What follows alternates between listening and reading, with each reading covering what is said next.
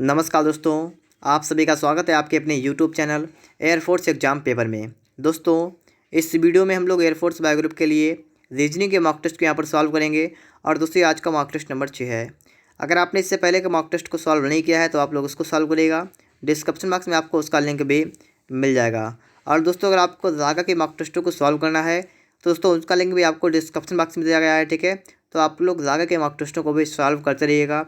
दोस्तों, अगर आप लोगों को इसकी PDF चाहिए तो इसकी PDF आपको टेलीग्राम ग्रुप पर मिलेगी और उसका लिंक आपको डिस्क्रिप्शन बॉक्स में दे रखा है।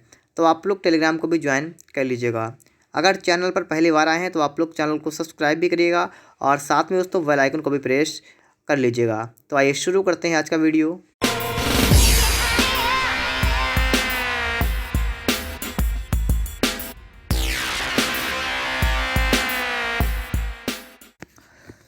देखिए दोस्तों, प्रश्न नंबर 1, यदि हाउस को FQSUC लिखा जाता है तो चेयर को कैसे लिखेंगे।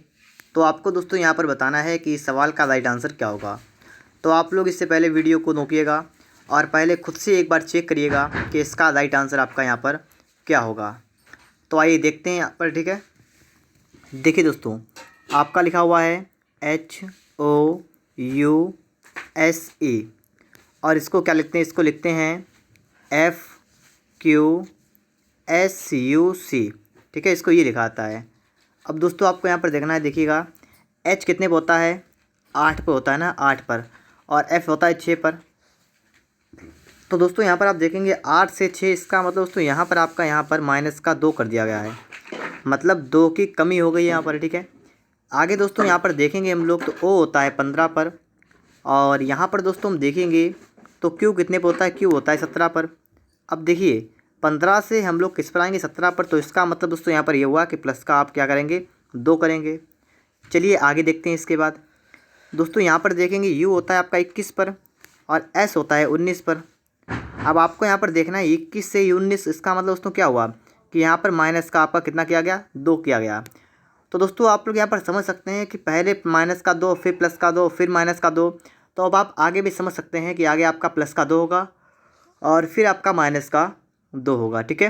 तो दोस्तों यहाँ पर क्या करेंगे, हम लिखेंगे इसको, आपका जो लिखा हुआ है CHAIR, चेयर लिखा हुआ है।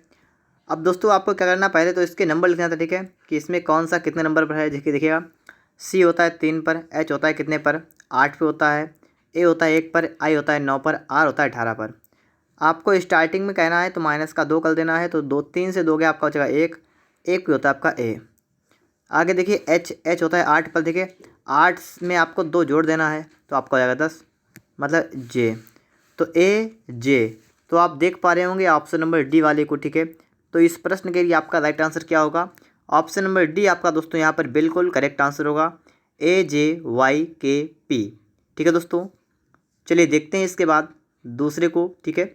प्रश्न नंबर दोस्तों आपके यहाँ पर आ चुका है 2 नंबर, और फटाफट से आप लोग इस प्रश्न का राइट आंसर करने की कोशिश करिएगा कि इसका राइट आंसर आपका क्या होगा। इस टाइप का प्रश्न भी आपके एग्जाम में अक्सर कर पूछा जाता है, ठीक है। देखिएगा, यदि आग को पानी कहा जाए, पानी को हवा, हवा को भोजन, भोजन को भूख, भूख को प्यास कहा जाए, प्यास को तापिश कहा जाए और तापिश को ठंडक कहा जाए, तो प्यासे को किस चीज़ की ज़रूरत होती है। आप सभी को पता होगा प्यासे को ज़रूरत किसकी होगी, पानी की। लेकिन दोस्तों सवाल कह रहा है कि पानी को लिखा है, पानी को हवा कहा जाए। अब बताइए, तो यहाँ पर इस प्रश्न के अकॉर्डिंग आपका आंसर जो होगा क्या होगा कि पानी क्या कहते हैं, हवा कहते हैं। तो यहाँ पर दोस्तों क्या होगा, प्यासे को हवा की आवश्यकता होगी, ठीक है। तो आपका यहाँ पर दोस्तों C वाला दोस्तों बिल्कुल राइट आंसर होगा, ठीक है। प्रश्न के अकॉर्डिंग आपका यहाँ पर यह आंसर बिल्कुल करेक्ट आपका बैठ रहा है, ठीक है। इसके बाद दोस्तों आपको यहाँ पर समझना है प्रश्न नंबर 3 को। यहाँ पर दोस्तों देखिएगा, इस टाइप का प्रश्न भी आपको आना चाहिए, ठीक है। अगर नहीं आता है तो आप इसको भी देखिएगा। तो इसके लिए दोस्तों आपको पहले एक काम करना है, वीडियो को रोकना है, ठीक है।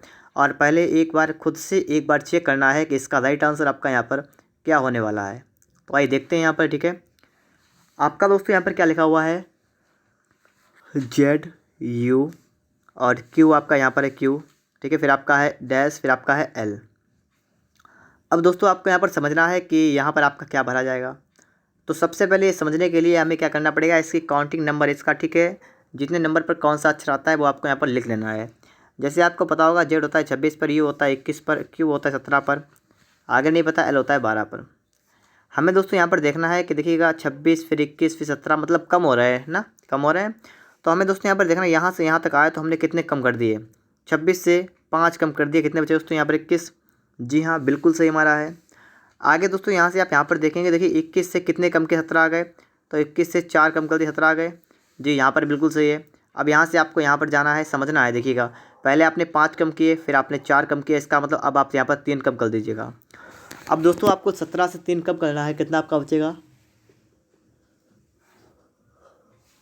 14 बचेगा। ठीक है दोस्तों, तो दोस्तों आपका यहाँ पर 14 बचेगा, तो इसका मतलब आपका यहाँ पर आएगा n। और आगे आप देखेंगे तो आप यहाँ पर 2 कम कर देंगे, ठीक है, तो आपका 12, तो बिल्कुल सही है। ठीक है, तो आपका दोस्तों यहाँ पर आपका बन रहा है ऑप्शन नंबर डी वाला। तो आपका क्या दोस्तों यहाँ पर हो जाएगा, n आपका यहाँ पर करेक्ट आंसर हो जाएगा। ठीक है दोस्तों, इसके बाद आप देखेंगे यहाँ पर प्रश्न नंबर आपके लिए आ चुका है 4 नंबर।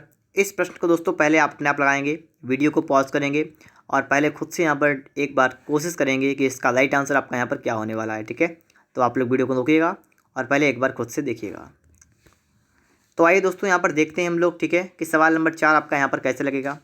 सोनिया अपने घर से चली और 4 किलोमीटर पूरब की ओर गई। उसके बाद वह बाएं मुड़ी और 6 किलोमीटर चली, फिर वह दाएं घूमी और 4 किलोमीटर चली। वह प्रस्थान स्थल से कितनी दूरी पर है। तो आइए समझते हैं सवाल कैसे लगेगा। ठीक है, कह रहा है सोनिया घर से चली है और 4 किलोमीटर पूरब की ओर गई, इस प्रकार से चली। ठीक है, और 4 किलोमीटर कहाँ चली गई, पूरब की ओर चली गई। ठीक है, इस प्रकार से हो जाएगा। ठीक है, आगे देखिए, तब वह बाएं घूमे। अब इधर से बाएं किधर होगा, नीचे की तरफ, ऊपर की तरफ। तो इसका दोस्तों जो बाएं होगा वो किधर होगा, ऊपर की तरफ होगा। ठीक है, और बाएं घूमे कितना चली, 6 किलोमीटर चली, 6 चली। ठीक है, फिर दाएं घूमे। अब दाएं घूमेगी तो इसका मतलब घूमेगी इस तरफ, और कितनी चली, 4 किलोमीटर चली, तो 4 चली गई। ठीक है, आपसे कहा कि प्रस्थान स्थल से कितनी दूरी पर है, मतलब प्रस्थान स्थल उसका था यहाँ, और यहाँ से पूछा गया आपसे कि जो दूरी जो आपकी है ये कितनी दूरी है, ये दूरी आपको बतानी। ठीक है, क्या करना आपको है, आपको ये वाली दूरी जो है यहाँ से लेकर यहाँ तक ये दूरी बता देनी है। ठीक है, लाइन थोड़ी सी निकलते हैं, ये दूरी दोस्तों आपको यहाँ पर क्या करना, निकालना है। ये दूरी निकालने के लिए आपको एक काम करना पड़ेगा। क्या काम करना पड़ेगा, ये दूरी पता लगेगी हमें जब जो हम इस प्रकार से एक लाइन करेंगे सीधी सीधी। ठीक है, इस प्रकार से लाइन करेंगे एक, और एक लाइन हम इस प्रकार से करेंगे, तो आपका एक समकोण बन जाएगा, त्रिभुज इस प्रकार से हो जाएगा ना। फिर दोस्तों आपको यहाँ पर देखना क्या पड़ेगा, आपको यहाँ पर देखना है कि दोस्तों ये वाली आपकी जब 4 है तो आपकी ये वाली भी 4 होगी, तो टोटल आपकी यहाँ से लेकर यहाँ तक कितनी हो जाएगी, 8 हो जाएगी ना। अगर ये आपकी 6 है तो आपकी ये वाली भी 6 होगी, यहाँ से लेकर यहाँ तक।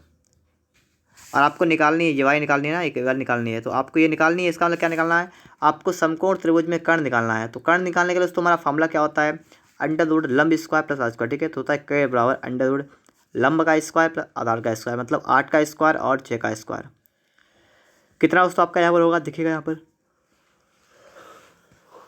8 का दोस्तों कितना होता है, 64 होता है। ठीक है, प्लस का 6 का होता है 36। आप इन सभी को ऐड करेंगे ना, जोड़ेंगे, कितना आपका होगा अंडर रूट 100, इसका कितना होता है 10। तो आप लोग अब समझ जाइएगा यहाँ पर आपका करेक्ट आंसर क्या होगा दोस्तों, ऑप्शन नंबर आपका बी वाला। वह प्रस्थान स्थल से कितनी दूरी पर है, 10 किलोमीटर की दूरी पर है। ठीक है, तो आप लोग इस सवाल को समझ गए होंगे। अगर आपके एग्जाम में कभी भी इस टाइप का प्रश्न आता है तो आप उसे आसानी से अब सॉल्व भी कर सकते हैं। ठीक है, आइए देखते हैं इसके बाद प्रश्न नंबर 5 को। कह रहा है शब्दकोश में तीसरे स्थान पर कौन सा शब्द होगा। यहाँ पर दोस्तों आपको देखना है। ठीक है, नंबर 3 पर आपको बताना है कौन सा शब्द होगा। देखिएगा तीसरे स्थान पर अप्लाई, एप्रिशिएट, एप्रोप्रिएट, एप्रीहेंड। ठीक है, देखिए APP तो आपको यहाँ पर सब कहीं दिख रहा होगा। ठीक है, हमने देख लिया यहाँ पर। इसके बाद दोस्तों APP के बाद आपका यहाँ पर क्या है, यहाँ पर आपका है L, यहाँ पर आपका है E, यहाँ पर आपका है R, यहाँ पर आपका है R। अब देखिए तो ELRR, तो E पहले आएगा तो नंबर 1 पर आपका आएगा E वाला, नंबर 2 पर आएगा आपका आएगा L वाला, और नंबर 3 नंबर 4 पर आपका कौन सा होगा, इन दो में से कोई एक होगा। कौन सा होगा ये हमें देखना है भाई। R आपका यहाँ पर भी है, R आपका यहाँ पर भी है। ठीक है, उसके आगे का हम देख लेते हैं। ठीक है, आगे दोस्तों यहाँ पर आप देखेंगे तो यहाँ पर देखिएगा, यहाँ पर दोस्तों आपका है O, यहाँ पर दोस्तों आपका है E। अब आपको यहाँ पर समझना है कि E वाला पहले आता है या O वाला आता है। तो E वाला पहले आता है तो नंबर 3 पर आपका ये आएगा, नंबर 4 पर आपका ये आएगा।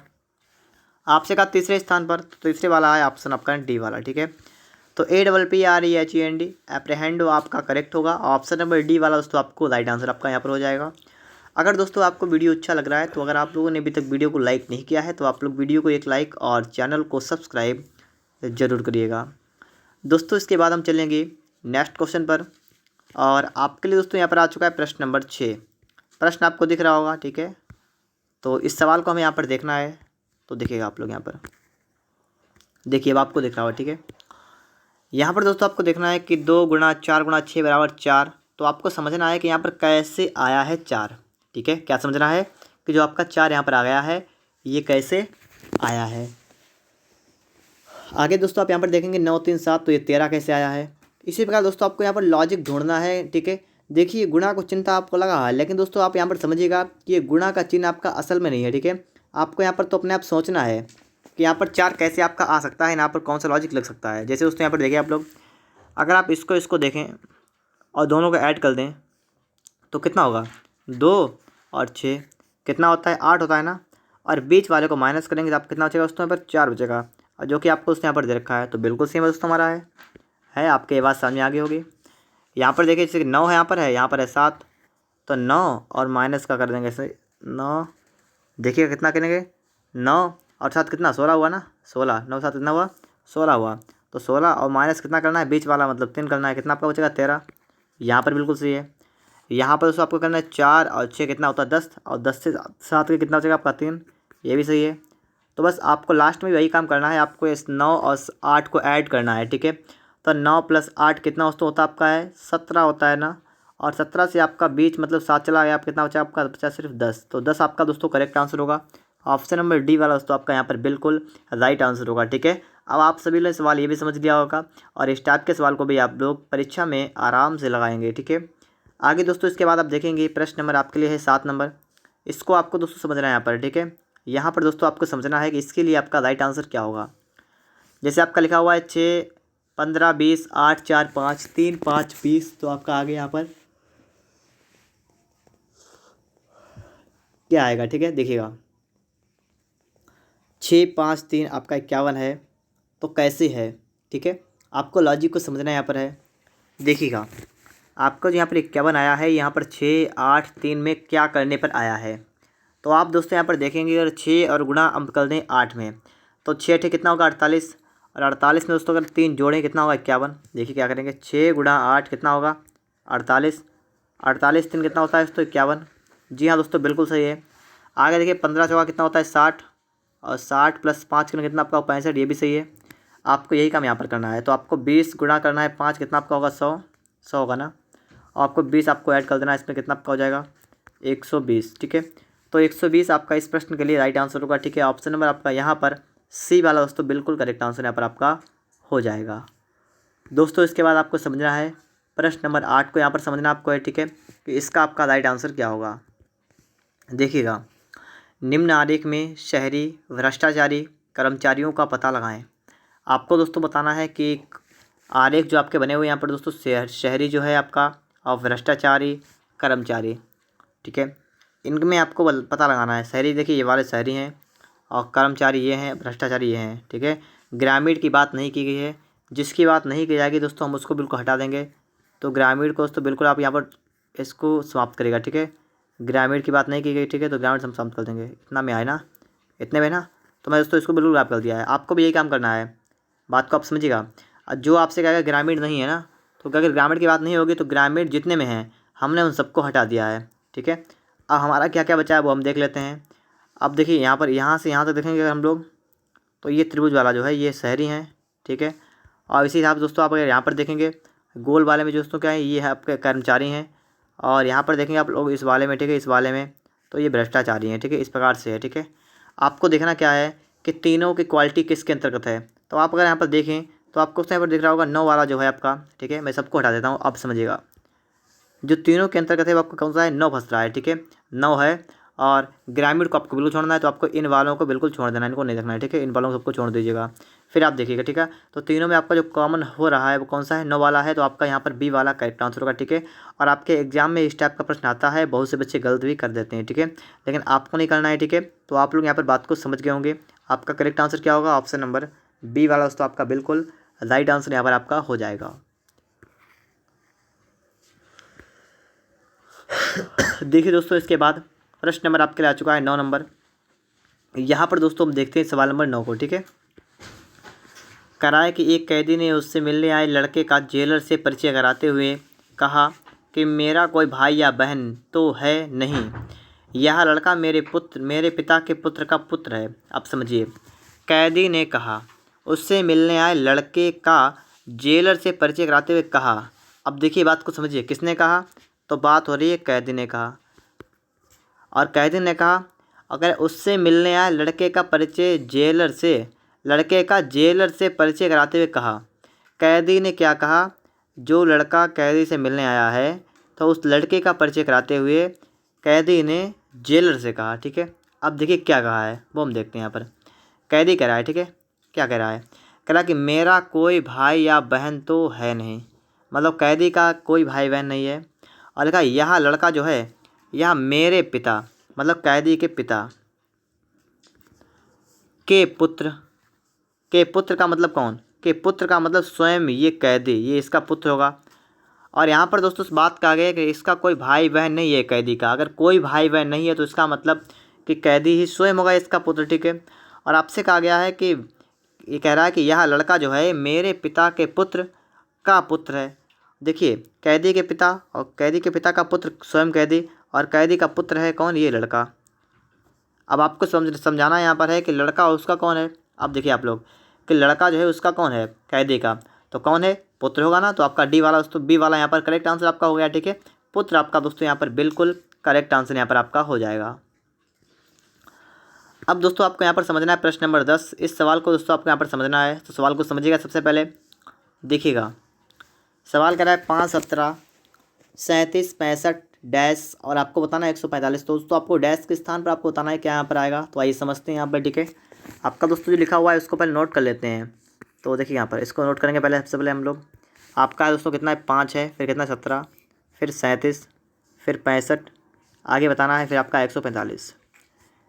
5 से दोस्तों गए 17 पर कितना आपको जोड़ा? 12 जोड़ा है पर ना। तो 12 5 कितना होता है? 17, बिल्कुल सही है। 17 दोस्तों आप गए 37 पर, आपका यहाँ पर बेस ऐड किया आपने है यहाँ पर। ठीक है, इसको भी देख लेते हैं हम। यहाँ पर आगे देखिएगा, 15 से 7 गया, कितना बचेगा? 15 7 गया 8। यहाँ पर दोस्तों 5 से 3 गया 2, 28, बिल्कुल सही है। आगे देखिए, अब दोस्तों ऐसे तो हमारा कोई लॉजिक नहीं लगा। ठीक है, पहले 12, फिर 20, फिर 28। तो एक काम करना पड़ेगा दोस्तों, हमें यहाँ पर फिर से इसका अंतर निकालना पड़ेगा, इसका अंतर। ठीक है, इस प्रकार से होगा ना। देखिए 12 8 कितना होता है? 20, 20 8 कितना दोस्तों? 28, 28 और 8 कितना होता है दोस्तों? कितना होता है? 36। ठीक है, तो 36 दोस्तों आपको ऐड करना है। तो 65 में दोस्तों आप 36 को जोड़ेंगे तो आपका कितना बनेगा? 6 5 11 का 1 हाथ से लगाएगा, आपका हो जाएगा 101। ठीक है, 101 मतलब डी। तो ऑप्शन नंबर डी आपका बिल्कुल करेक्ट आंसर यहाँ पर होगा। ठीक है दोस्तों, तो रीजनिंग के सवालों में आपको स्वयं समझना होता है कि पता नहीं यहाँ पर कौन सा लॉजिक लगाया गया है। तो उस लॉजिक को आप लोग अपने आप समझिएगा यहाँ पर। ठीक है, तो आप लोग बात को समझ पा रहे होंगे मेरी कि यहाँ पर दोस्तों पहले 12 20 28 को जोड़ा गया था, उसके बाद आपका यहाँ पर 8 8 8 को यहाँ पर दोस्तों जोड़ दिया गया। ठीक है, अब हम इसके बाद देखेंगे प्रश्न नंबर 11 को। तो आइए देखते हैं दोस्तों, प्रश्न नंबर आपके लिए आ चुका है 11 नंबर। ठीक है, जूम नहीं हो रहा है। ठीक है, स्टेप बाय स्टेप हो गया। ठीक है, देखिए प्रश्न नंबर आपका यहाँ पर आ चुका है 11 नंबर। यदि एक दर्पण MN रेखा पर रखा जाए तो दी गई आकृतियों में से कौन सी आकृति प्रश्न आकृति की सही प्रति बनाएगी? इस साइड में रखा गया दर्पण। ठीक है, तो इस साइड में दोस्तों दर्पण रखा गया है, तो आपको बताना है कि इसका राइट आंसर आपका क्या होगा। तो देखिएगा, दर्पण देखेंगे तो इसका मतलब दोस्तों यहाँ पर ये हुआ है कि जो आपका इस साइड में है तो ये चला जाएगा बिल्कुल इस साइड में, मतलब इस प्रकार से जो आपका बनेगा तो ये वाला इस साइड में आपका जाएगा। ठीक है, बिल्कुल उस साइड में जाएगा ना, और आपका ये वाला इस साइड में आ जाएगा। तो इतना अगर देखेंगे दोस्तों हम लोग तो हमारा ए वाला नहीं हो सकता है, आपका बी नहीं हो सकता है, एक जैसा है। बात करेंगे दोस्तों यहाँ पर सी और डी की। सी और डी में दोस्तों आप यहाँ पर देखेंगे दोस्तों, आपको यहाँ पर एक चीज़ का अंदाज़ा होना चाहिए, पता होना चाहिए। देखिएगा आपका यहाँ पर तो ऐसा है, यहाँ पर भी ऐसा है। ठीक है, तो ये तो सेम है दोनों आपका, लेकिन बात यहाँ पर ये की जाएगी दोस्तों, ये आपका जो ऊपर वाला हिस्सा है पॉइंट है, ये तो दोस्तों आपका ऊपर ही रहेगा। बताइएगा आप लोग, ये नीचे हो जाएगा, ये तो आपका ऊपर रहेगा दोस्तों। दर्पण है और दर्पण इस साइड में लगा हुआ है, इस साइड का मतलब है दोस्तों ये तो आकृति आपके पलट गई, लेकिन दोस्तों रहेगी वैसे, और जो आपके नीचे वो भी वैसे रहेगी। तो ये दोनों आकृतियाँ आपकी वैसे रहेंगी। तो आपका यहाँ पर सी वाला करेक्ट आंसर होगा, डी वाले में यहाँ पर चेंज है तो आपका डी वाला गलत होगा। ठीक है, तो आप समझ जाइएगा बात को। और यहाँ पर आपका दोस्तों आपका सी वाला दोस्तों बिल्कुल करेक्ट आंसर यहाँ पर आपका हो जाएगा। और दोस्तों इसके बाद आपके लिए आ चुका है लास्ट क्वेश्चन। प्रश्न नंबर आपके लिए है 12 नंबर। इस सवाल को दोस्तों आप लोग देखिएगा, अपने आप इसको समझिएगा। इसका आंसर दोस्तों आपको हमें कमेंट बॉक्स में दोस्तों बता देना है। ठीक है, कि इसका राइट आंसर आपका क्या है। और दोस्तों अगर आपको इसकी PDF चाहिए तो इसकी PDF आपको टेलीग्राम ग्रुप पर मिलेगी और इसका लिंक दोस्तों आपको डिस्क्रिप्शन बॉक्स में दे रखा है। ठीक है, तो अगर आप लोगों ने अभी तक टेलीग्राम को ज्वाइन नहीं किया है तो आप लोग टेलीग्राम को भी ज्वाइन कर लीजिएगा। वीडियो अच्छा लगे तो आप लोग वीडियो को एक लाइक और चैनल को सब्सक्राइब भी कर लीजिएगा। तो चलिए मिलते हैं नेक्स्ट वीडियो में। वीडियो देखने के लिए आपका बहुत बहुत धन्यवाद।